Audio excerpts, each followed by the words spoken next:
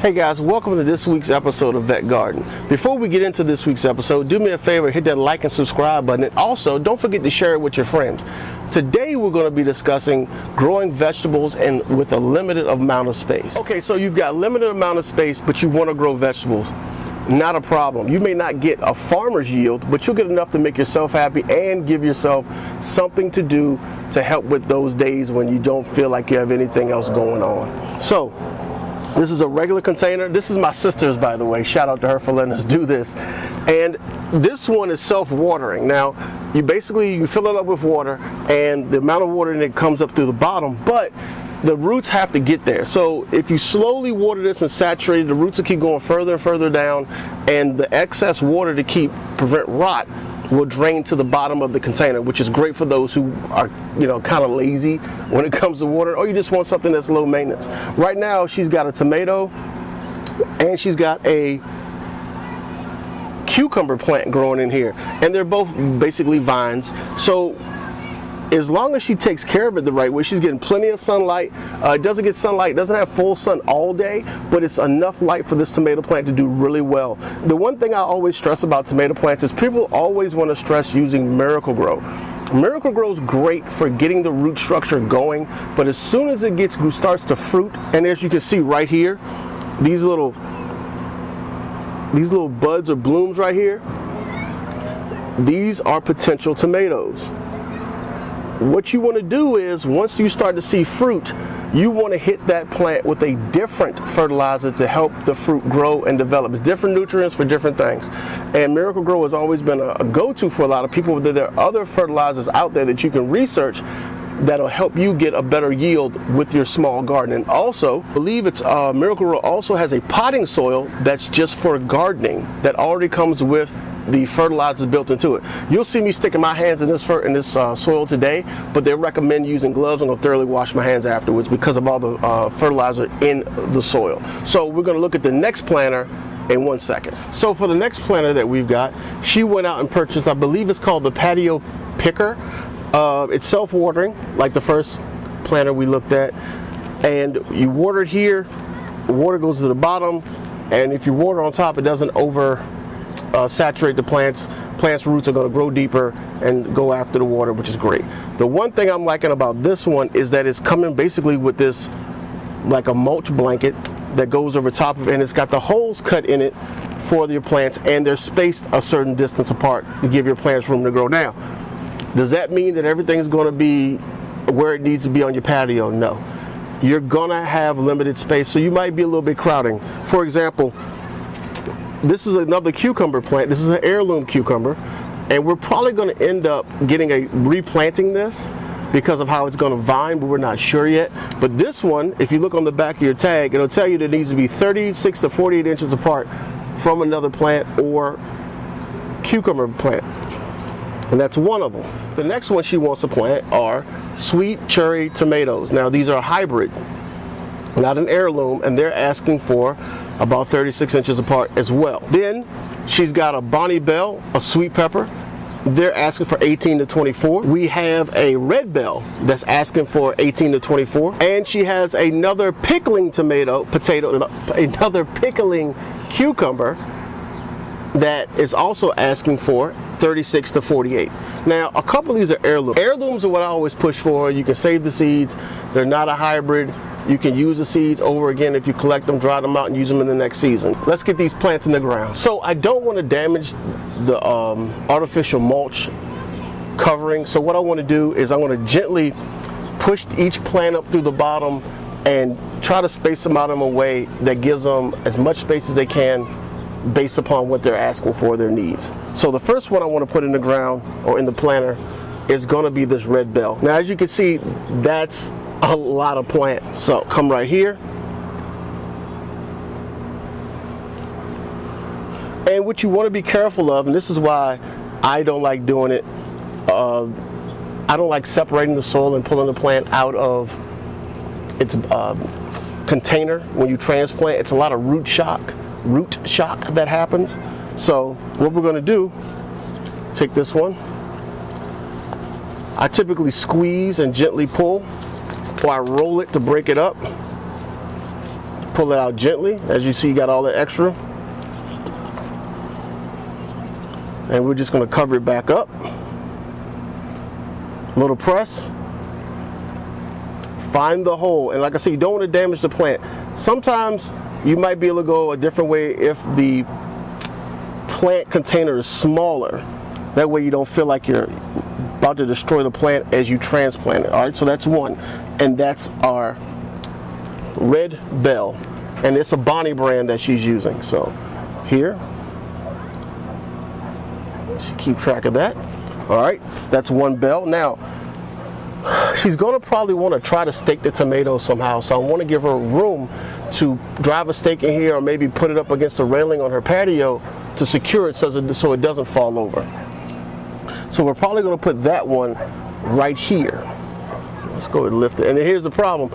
With this artificial mulch, I'm going to work this way. So let me pause on that tomato plant, and we're going to go over here to this corner, and we're going to put the other bell. So we're working this way so we don't keep pulling the mulch back and forth over the plant, potentially damaging the plant. And as you can see, I don't know if you can see this, but about an inch below the covering, that mulch is still moist. And this plant's pretty well watered. And it's a couple different rules. Some people say don't do it, some people do. I was always told that you bury the plant down to the first branch of it. All right. You don't want to cover it, but that's the first one you want to cover. So let's gently do that. See if we can work this bad boy through without damaging the plant. And we probably could have cut the hole a little bigger, but I'm just trying to work with what we got and gently move this thing around. I know someone else has a better tip, and please feel free to put those tips in the comments below.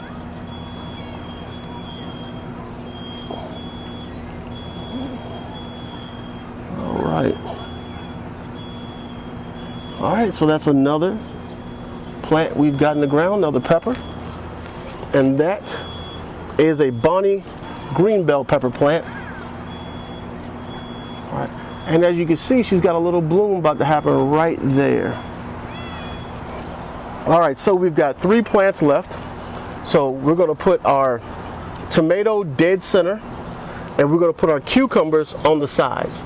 That way, she can stake the tomato, and then if she wants to stake the cucumber, she can, or possibly put like a little trellis around it to catch it, whatever she decides to do. All right. And like I said, we're going to roll this way. All right. So the next one we've got is the Super Sweet 100. It's a hybrid cherry tomato plant.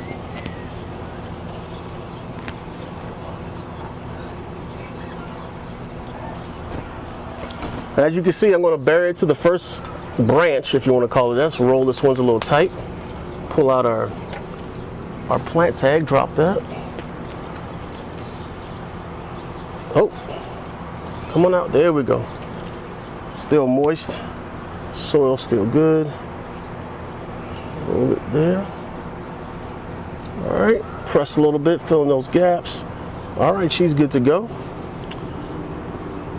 Not as mature as the other ones we've put in, so be very careful if you have this type of mulch. And this is just what came with it. Some people wouldn't even use it, but it helps with moisture retention, and you know, you paid for it, so there you go. Now the other little tip that I do is when I'm pruning even the little suckers off the tomatoes or other plants, I'll take those things, pull back the soil, and bury them in the container, because that's what you would do if you had your own mulch pile. You'd be doing the same thing if you're composting. If you're in your compost pile, you would be taking the little suckers and anything else that you're pulling off of your plants and putting it in your compost. So basically, you're just composting the plants in the plant bed.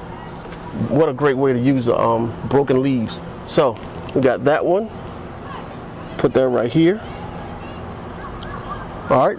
Then we've got our 2 cucumbers. One's an heirloom for pickling. The other one is a heirloom straight 8. Man, I'm hoping she saved these seeds. get in here, corner. So we're gonna put this cucumber heirloom, it's a Boston pickling cucumber plant in the ground. So let's find us a little spot, pull back some of this dirt, roll it a little bit. You don't want to damage those roots. It's kind of, these cucumbers are so weird because it's 3 or 4 in a hill, so you're gonna feel crazy because pulling them out, you got to be really careful.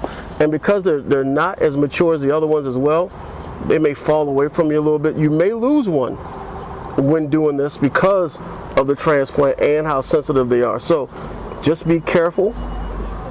Don't let the dirt cover too much of the stem of the plant and the leaves. All right, yeah.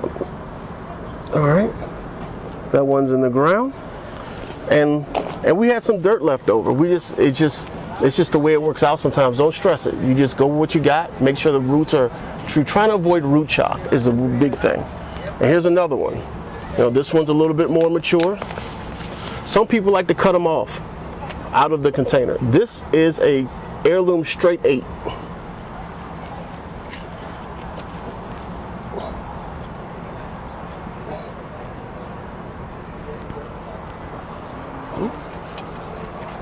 There you go. Came out a little bit better. Let's see how that hole's gonna match up. Oh, beautiful. There we go. So push it down. We're losing some dirt, but that's okay. She's got some left over, so we're just gonna spread that soil out along the planter. All right, so let's go ahead and see if we can't push these through. Okay. We're a little off on the holes, but it's little adjustments we can make. All right, and there you have it. Let's go ahead and put our straight 8 right here and our pickling one right here. She's probably going to water them tomorrow and start a different fertilizer once they get used to where they're at. But that's it, guys. Like I said, the whole episode is based upon or dedicated to growing your own plants and vegetables in a small area. She's got a total of 2 pepper plants, 2 tomato plants, and 3 cucumber plants. So hopefully, with the right amount of luck and the right amount of attention, she'll have cucumbers and cherry tomatoes, and I think those are beef eater or big boy or better boy tomatoes the entire summer. And because you don't have a lot of land, you don't have a lot of area that you can't grow your own vegetables. You can. You may not have farmer yields or super garden yields, but you'll have your own. And that's what really matters, because nothing tastes better than, you know, you're a country boy when nothing tastes better than a lettuce, tomato, and mayonnaise sandwich on Wonder Bread. But in this house, we eat Dukes. Just want to put that out there. So thanks for tuning in to this week's episode of Vet Garden. Next week, we'll be back in the field, back in the garden, planting our own plants and showing you everything that's been coming along. Like, subscribe, and share. Until next time.